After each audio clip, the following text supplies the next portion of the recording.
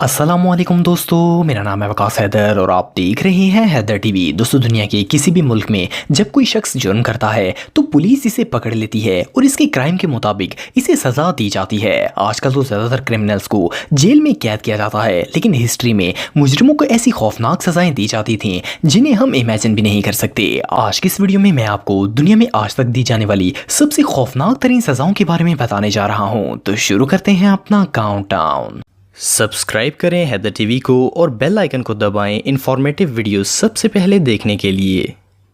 Number 8, नेकलेसिंग। दोस्तों, वैसे तो पास्ट में किसी भी तरह के खतरनाक मुजरिम को बहुत ही अजियतनाक सजाएं दी जाती थीं, लेकिन सबसे अजियतनाक मौत वो होती है जिसमें इंसान को जिंदा जला दिया जाए। शायद इससे बदतर मौत दुनिया में और कोई नहीं हो सकती। इस तरीके में भी मुजरिम को जला जला कर मार दिया जाता था। ये सजा 1970 से 1980 के दौर में साउथ अफ्रीका, नाइजीरिया और इंडिया में बहुत ही कॉमन थी। ये ज्यादातर चोरों, डाकुओं और रेपिस्ट को दी जाती थी। ये एक रबड़ का टायर होता था जिसके अंदर पेट्रोल भरा होता था। मुजरिम के हाथ पांव बांध दिए जाते थे और इसके सीने पर ये टायर लगाकर इसे आग लगा दी जाती थी। मुजरिम इस आग में तकरीबन 20 मिनट तक जलता रहता था और फिर इसकी मौत हो जाती थी। इसके अलावा ब्राजील में भी ड्रग्स का बिजनेस करने वाले लोग भी अपने दुश्मनों से बदला लेने के लिए ऐसे ही इन्हें टायर में जलाकर मार देते थे।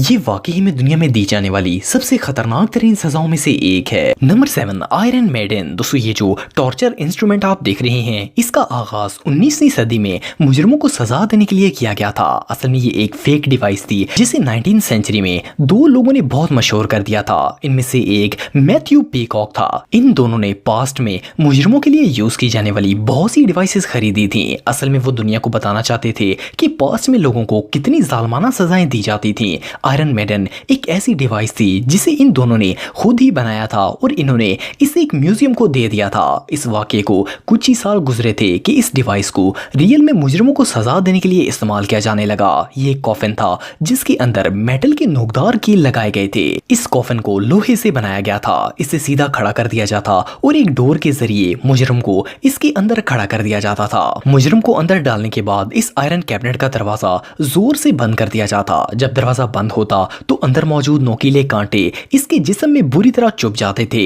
मुजरिम को मजीद टॉर्चर करने के लिए बार बार इस कैबिनेट को खोला और बंद किया जाता था। इस अमल से आखिरकार इसकी मौत वाक़या हो जाती थी। इससे दर्दनाक मौत और भला क्या हो सकती है। Number 6, pair of anguish. दोस्तों, पेयर ऑफ एंग्विश एक नाशपाती के फल जैसी नजर आने वाली डिवाइस थी जिसे सबसे पहले 16वीं सदी में यूज किया गया था। इसे ज्यादातर चोरों, डाकुओं और काला जादू करने वाली औरतों से इनका जुर्म कबूल करने के लिए इस्तेमाल किया जाता था। ये डिवाइस मेटल से बनाई जाती थी जिसे मुजरिम के मुंह में रख दिया जाता था। मुंह में रखने के बाद इसके स्क्रू को आहिस्ता आहिस्ता घुमाया जाता ताकि ये आला पूरी तरह खुल जाए। ये इतना बड़ा हो जाता था कि जबड़े भी फट जाते थे।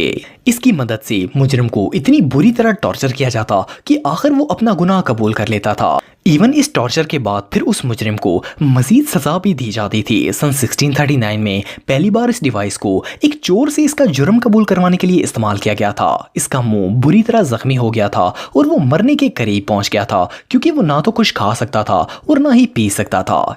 इसके बाद 19वीं सदी तक इस डिवाइस को हॉलैंड के अंदर मुजरिमों को टॉर्चर करने के लिए यूज किया जाता रहा। इस सजा के दौरान मुजरिम के हाथ पैर तक बांध दिए जाते थे ताकि वो तकलीफ के बावजूद कोई हरकत ना कर सके। ये सजा वाकई में बहुत खौफनाक थी। Number 5, thumb screw. दोस्तों, कुछ सजाएं ऐसी होती हैं जो इंसान की जान तो नहीं लेती, लेकिन इनकी तकलीफ इतनी ज्यादा होती है कि बंदा तकरीबन मरने के करीब पहुंच जाता है। ये भी ऐसी ही सजाओं में से एक है। ये जो टॉर्चर डिवाइस आप देख रहे हैं, इसे पास्ट में मुजरिमों से इनका जुर्म कबूल करवाने के लिए इस्तेमाल किया जाता था। ये डिवाइस पहली दफा 15वीं सदी के अंदर यूज की गई थी और फिर 18वीं सदी तक जो मुजरिम अपना गुनाह कबूल नहीं करता था उसे एक कुर्सी पर बिठाकर बांध दिया जाता और फिर इस आले के अंदर मुजरिम के दोनों हाथों के अंगूठे या फिर कुछ उंगलियां रखकर ऊपर से स्क्रू आहिस्ता आहिस्ता कसना शुरू किया जाता था। ये मेटल की प्लेट्स मुजरिम की उंगलियों को बुरी तरह कुचल के रख देती थी। ये तकलीफ इतनी शदीद होती थी कि मुजरिम खुद ब खुद ही अपना जुर्म कबूल करने पर मजबूर हो जाता था। इस इंस्ट्रूमेंट को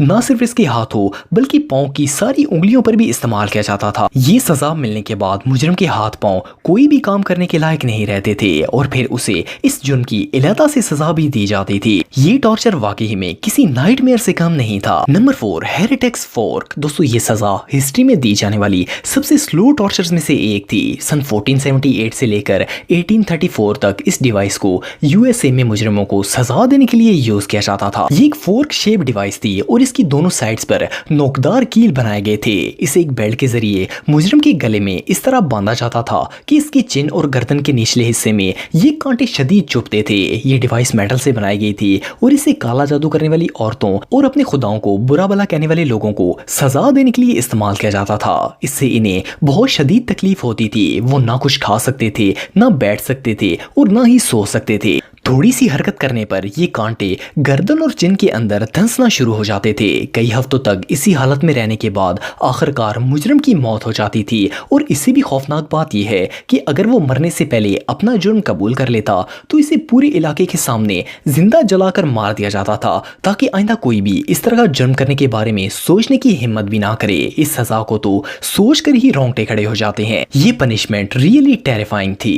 नंबर 3, ब्रेस बुल। दोस्तों ये जो बुल आप देख रहे हैं इसे ब्रॉन्ज बुल, सिलिकॉन बुल और बुल ऑफ फेरिस भी कहा जाता है। ये एक टॉर्चर डिवाइस है जिसे एंशिएंट ग्रीक्स ने डिजाइन किया था। इस बैल को पीतल से बनाया गया था और ये इतना बड़ा था कि इसके अंदर एक इंसान आ सकता था। इसकी एक साइड पर एक दरवाजा लगाया गया था जिसके अंदर मर्डरर्स, क्रिमिनल्स और प्रिजनर्स को सजा देने के लिए डाला जाता था। मुजरिम को इस बैल के अंदर डालकर नीचे आग जला दी जाती थी। ये आग तब तक जलती रहती थी जब तक वो इंसान जलकर मर ना जाता, और जब इसकी चीखों की आवाजें आना बंद हो जाती तो इसे बाहर निकाल लिया जाता था। इस तरह जबरदस्ती जिंदा स्टीम किया जाना किसी अजियतनाक मौत से कम नहीं था। बहरहाल इस बैल के नीचे आग इतनी तेज होती थी कि कुछ ही देर में पीतल का बैल धकना शुरू हो जाता था। इवन जब अंदर मौजूद क्रिमिनल जलता था तो बैल की नाक से धुआं निकलना शुरू हो जाता था। ये सच में तारीख की बदतरीन सजाओं में से एक थी। Number 2, man catcher. दोस्तों ये जो क्रूअल टॉर्चर डिवाइस आप देख रहे हैं इसे 18वीं सदी तक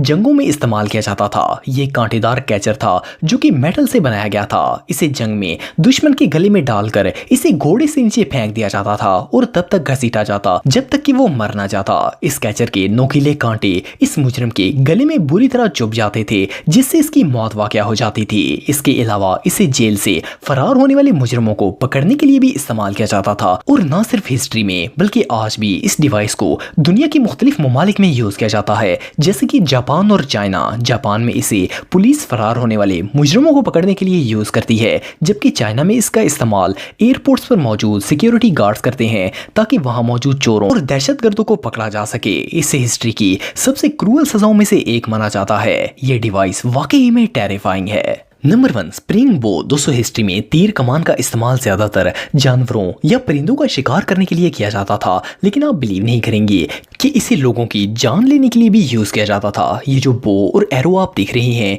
इसके अंदर स्प्रिंग्स लगाए गए थे जिसकी मदद से ये तीर इतनी तेजी से निकलता था कि ये जिसे भी लगता था वो मौके पर ही मर जाता था। इसका इस्तेमाल कोई भी और कहीं पर भी कर सकता था और इसे यूज करने पर कोई भी पाबंदी नहीं थी। इसे मुजरिमों को मौत की घाट उतारने के लिए भी इस्तेमाल किया जाता था। वेल ये दुनिया की सबसे दर्दनाक सजाओं में से एक थी। अगर आप मेरे व्लॉगिंग चैनल को सब्सक्राइब करना चाहते हैं तो इस आइकन पर क्लिक करके सब्सक्राइब कर सकते हैं। आज के लिए इतना ही दोस्तों, नेक्स्ट वीडियो तक के लिए अल्लाह हाफिज।